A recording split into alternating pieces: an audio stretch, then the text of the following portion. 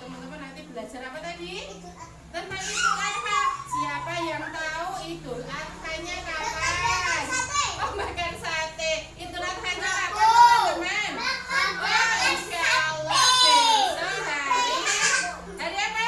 Hari Rabu. Oke, semangat, nanti Ustazah kita mau belajar apa ya? Oke, yuk. Sebelum belajar kita ke surat Al-Fatihah ada 7 ayat.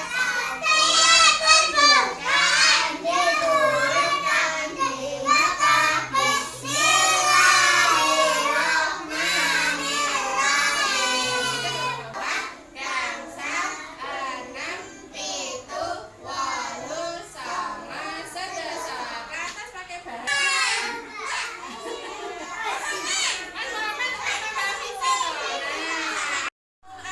Siapa yang tahu kalau pas Idul Adha kegiatan kita di apa saja teman-teman? Potong sapi, potong kambing, ya bakar sate. Apalagi pagi itu ngapain dulu sebelumnya beli? Sholat dulu. Itu ya, iya sholat dulu, namanya sholat Id. Di bawah ini Ustazah punya gambar apa ini? Kambing, sapi, ayam, kucing. Kira-kira dari 4 hewan yang Ustazah gambar di sini, hewan mana yang boleh dijadikan sebagai hewan kurban? Oh, betul, ada sapi dan juga kambing. Ayam boleh nggak teman-teman? Nggak boleh. Kucing nggak boleh. Bebek nggak boleh ya. Ada juga yang korban dengan kerbau. Ada juga kalau di Arab itu ada yang korban dengan unta. Itu juga ada. Kalau di tempat kita biasanya kalau tidak sapi, kambingnya ada itu juga ya. Nanti yang pertama teman-teman silahkan pilih. Ustazah ada 2 hewan yang boleh dikorbankan, yaitu ada kambing dan sapi. Silahkan nanti dicentang. Kalau ayamnya berarti disilang, kucingnya disilang. Nah, berikutnya Ustazah punya gambar apa ini? Kambing. Nanti kita mau menghias bulu kambing dengan apa ini? Kapas. Kapasnya nanti teman-teman silahkan, kan ini agak tebal. Silahkan teman-teman buat yang tipis. Kemudian kita buat bola-bola dulu. Nah, untuk apa? Ya, boleh disobek-sobek dulu. Nah, kalau sudah jadi bola-bola, silahkan kita menempel. Nah, kita bermain dengan kertas. Ustazah mau cerita dulu. Ada yang mau mendengarkan ceritanya Ustazah? Oke. Karena kita meniru perilaku seorang nabi yang sangat mulia, yaitu Nabi Ibrahim dan Nabi Ismail. Siapa? Nabi Ibrahim dan Nabi Ismail. Saya mau cerita dulu, dengarkan yang baik teman-teman ya, oke? Zaman dulu ada seorang anak yang masih kecil, namanya Nabi Ismail. Siapa namanya?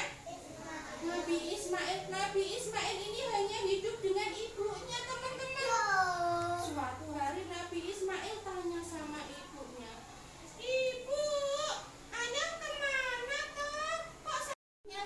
Nabi Ismail yang bernama Hajar. Ibu siapa namanya? Hajar. Ibu Hajar bilang sama Ismail, bapakmu pergi ya sejak kamu masih kecil. Insya Allah kapan-kapan bapakmu datang ke sini. Ditunggu dulu ya Ismail. Oh iya ibu, aku akan menunggu ayah. Aku senang kenapa ya ketemu sama ayah.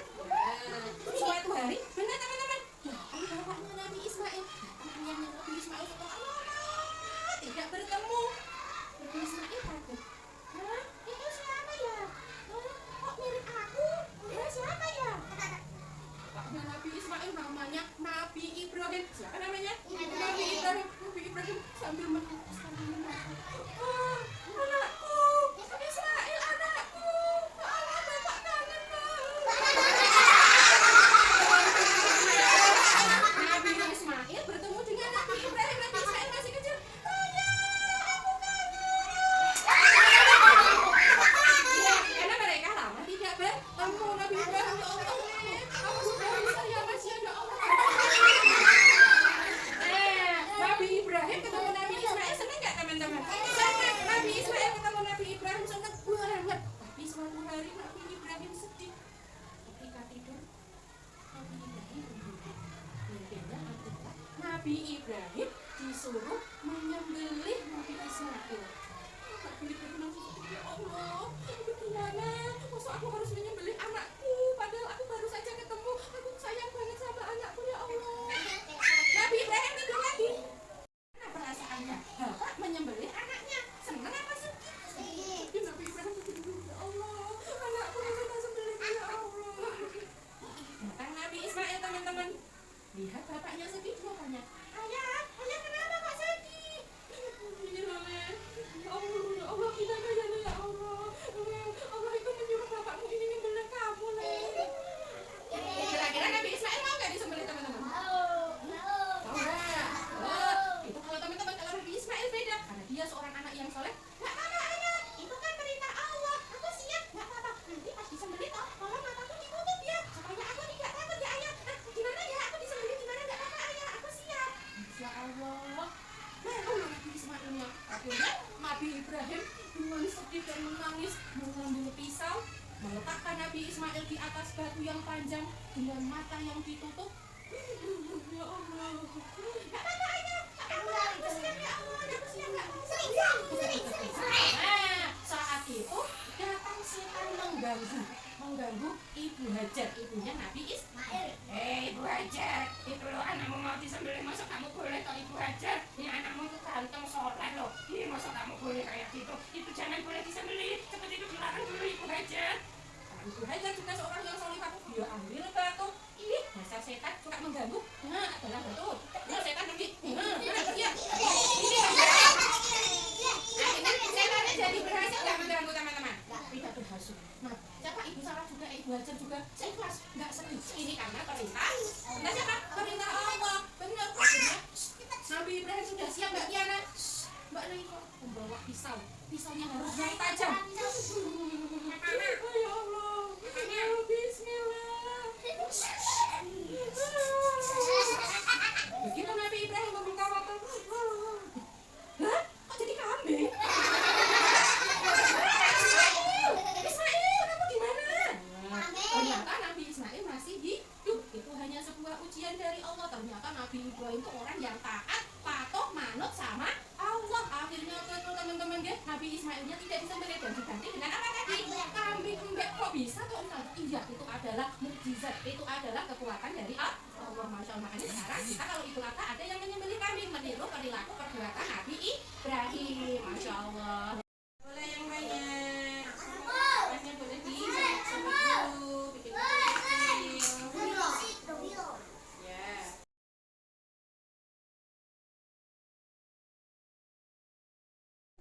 Oh ya. Ya, siapa yang ingat tadi kita belajar tentang apa? Hah? Sirah, iya, cerita tentang siapa tadi ceritanya?